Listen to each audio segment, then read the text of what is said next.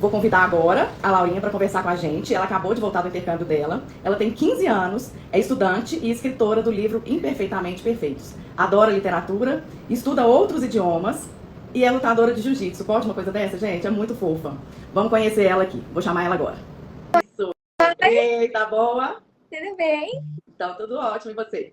Bem, graças a Deus. Laurinha, me conta tudo. Eu fiquei apaixonada. Eu mandei mensagem para sua mãe e falei assim: olha, eu tô apaixonada com a sua filha. Eu tô amando as postagens dela. Acorda cedo, vai pra escola no escuro, né? Vou pra Você escola. postando o caminho. Uma fofura. Me conta o que foi viajar sozinha com 15 anos de idade para você. E quanto que representou isso na sua vida? No início foi meio desesperador, né? Que aí eu cheguei e meus pais foram me levar, foi a família toda, né? Meus pais, meu irmão me levaram no aeroporto de Campinas. E aí tava tudo bem, porque até então eu estava com eles. Até que eles me deixaram lá no portão de embarque. E eu falei, ok, agora estou sozinha. Agora eu não sei o que eu faço. Foi a primeira vez que eu viajei, fiz uma viagem internacional. E ainda mais sozinha. Assim, a ida foi tranquila, porque eu já sabia o que eu tinha que fazer. Minha mãe já tinha me falado. O que eu tava com medo de era a volta. Eu não tinha nem chegado e já tava com medo da volta.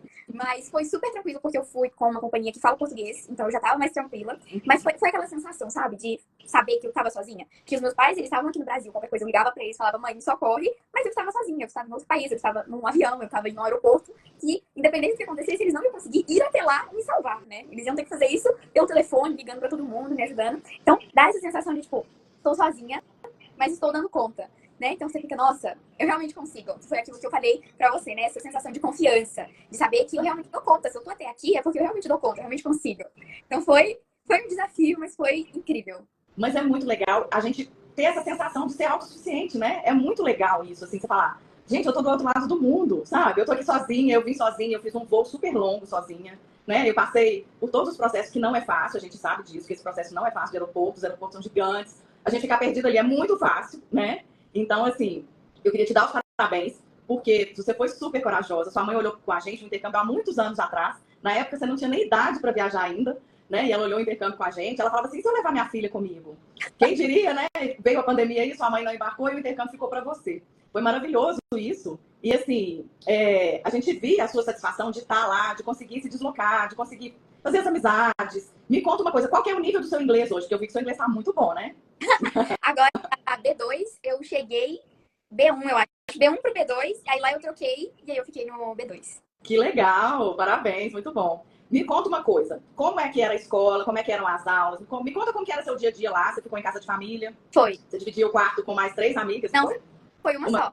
só. Foi uma... Então você dividiu o quarto com mais uma amiga, como que era essa relação, de onde que ela era? Me conta o seu dia a dia. Então, quando eu fui, eu fiquei com a família, minha mãe, ela me colocou em casa de família, justamente para eu ter a vivência, pelo menos um pouquinho, do que é a vida de um inglês normal, né? Um inglês comum, gente, com a gente.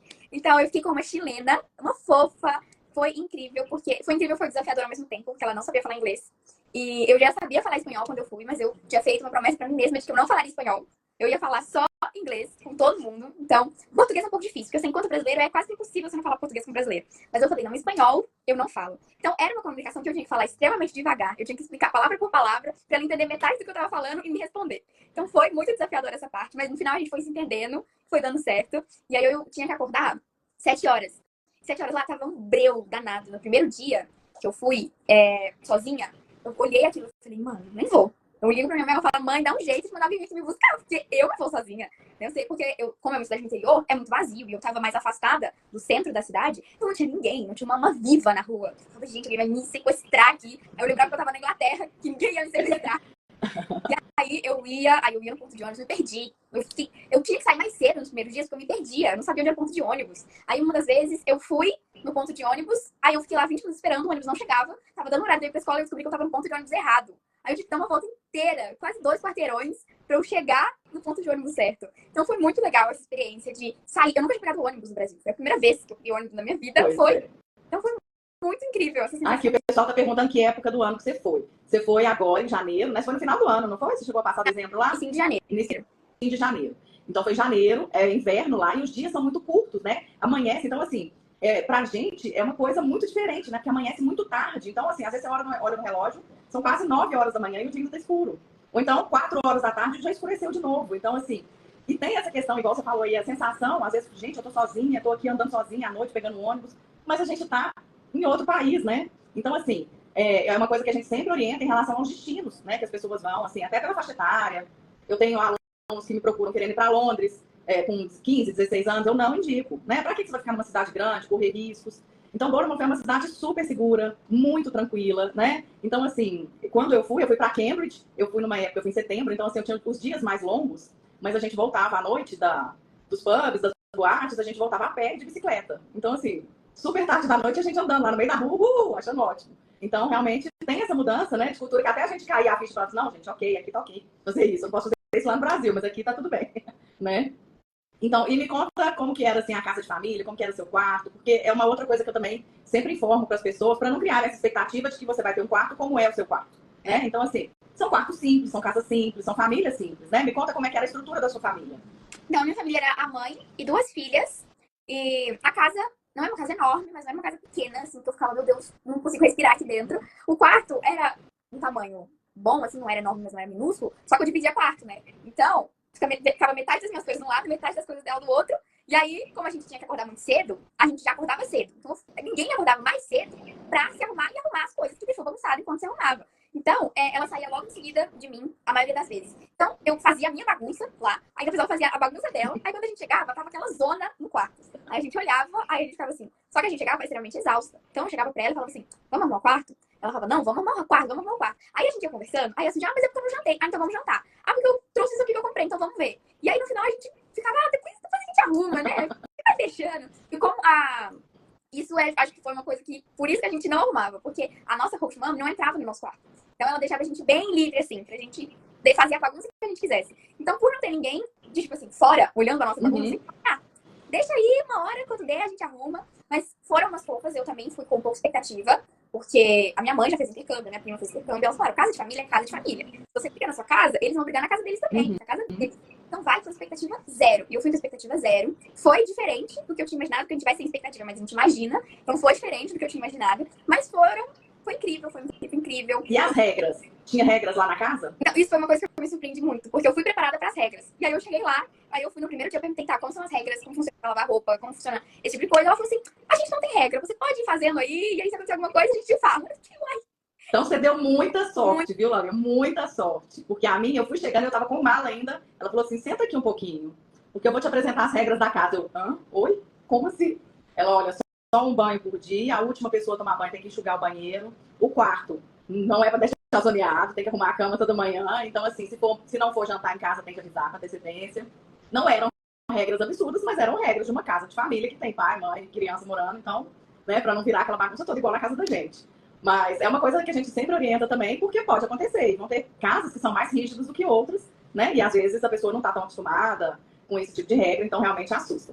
Me conta um pouco como que eram as aulas, como que era o seu dia a dia na escola, como que foi quando você chegou. O primeiro dia, eu sei que é sensacional. Me conta do primeiro dia e como eram os outros. O primeiro dia eu tava assim, eu não sabia pra onde eu ia, porque o meu aplicativo tinha dado problema. E eu não tava vendo onde era a minha sala, eu não tava vendo o meu professor. Eu fiquei desesperada, eu perdi a primeira atividade. E aí, quando eles começaram a mandar mensagem no grupo falando, pessoal da atividade me encontra em tal lugar. Eu falei, mãe, eu não tenho essa atividade, o que tá acontecendo? E aí deu o maior bafafá, uma bagunça danada. Eu fiquei, meu Deus do céu. Aí, assim, eu sabia que eu tinha atividade, mas como não tava aparecendo no aplicativo, eu não fui procurar atividade. Mas aí, depois disso, eu fui pra aula mesmo. E aí, o meu professor foi... Ele era doido, eu adorava, porque ele deixava a aula super leve, a gente brincava, a gente conversava. As mesas são em grupo, né? Então isso era um medo meu, eu ficar sozinha. Porque quando a gente tá, cada um na sua cadeira, a gente, primeiro, no primeiro dia, a gente não vai sair se respeitando o professor conversando com o coleguinha do lado, né? Então eu já tava assim, meu Deus, eu vou ficar sozinha, eu não sei o que eu faço, não conheço ninguém, porque eu fui sozinha, eu não fico em grupo. Então eu já tava ainda mais desesperada. Mas foi super tranquilo, foi muito legal. No primeiro dia a gente brincou, fez umas brincadeiras pra gente conhecer, depois a gente recebeu um livro. Muito bom o livro, eu não esperava, porque eu odeio, detesto livro de inglês. Detesto, pra mim é uma coisa muito pesada, uma coisa muito chata. Mas o livro ele traz muitas atividades ao vivo, né? De conversa, desse tipo de coisa. Então foram poucas coisas que teve que escrever mesmo. Isso era uma coisa que eu também já tava... Não é possível que eu vou vir pra cá pra ficar usando livro e ter que ficar vendo livro. E eu detesto livro, mas foi muito legal os outros dias. Aí, vai igual aula, né? Igual aula de escola. Vai chegando um dia que você fica, ai, que preguiça de ir pra escola, eu queria ficar passeando na cidade. Mas aí vai, aí vira um dia legal, se torna um dia legal, porque a gente conversa. Depois eu ainda troquei de sala na segunda semana. Então aí eu conheci outro professor, eu conheci outras pessoas e foi muito divertido, foi muito legal.